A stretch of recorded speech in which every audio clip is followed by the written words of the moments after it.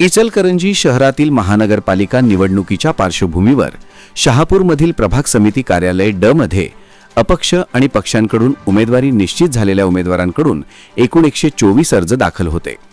तर आज त्या सर्व अर्जांची छाननी प्रक्रिया सुरू झाली। यामध्ये एका उमेदवाराने 2 अर्ज केले होते।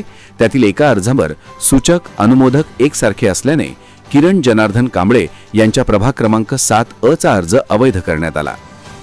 इचलकरंजी महानगरपालिका सार्वत्रिक निवडणुकीसाठी प्रक्रिया आता अंतिम टप्प्यात आली असून प्रशासनाकडून प्रभाग समिती कार्यालय अ, ब, क आणि ड असे 4 विभाग निश्चित करण्यात आले आहेत। गेल्या 4 दिवसांपासून या सर्वच प्रभाग समिती कार्यालयांमध्ये एकूण 456 उमेदवारी अर्ज दाखल झाले असून त्या सर्व अर्जांची छाननी प्रक्रिया आज सुरू झाली।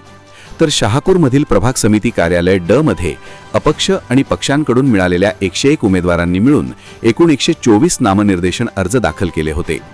त्या अर्जांची निवडणूक निर्णय अधिकारी तथा उपमुख्य कार्यकारी अधिकारी जयवंतराव उगले यांनी छाननी करून त्यातील 123 अर्ज वैध ठरविले। तर किरण जनार्दन कांबळे या उमेदवाराने 2 अर्ज दाखल केले होते, मात्र प्रभाग क्रमांक 7 मध्ये सूचक अनुमोदक एकच वापरल्याने तो अर्ज अवैध ठरविला। त्याचबरोबर ज्या उमेदवाराने एकापेक्षा जास्त अर्ज दाखल केले असतील त्यातील एकाच अर्जावर निवडणूक लढविण्याची कायद्यात तरतूद असल्याने त्यातील कोणत्या जागेवर निवडणूक लढवणार आहे त्याचा लेखी अर्ज देण्याच्या सूचना निवडणूक निर्णय अधिकारी जयवंतराव उगले यांनी दिल्या।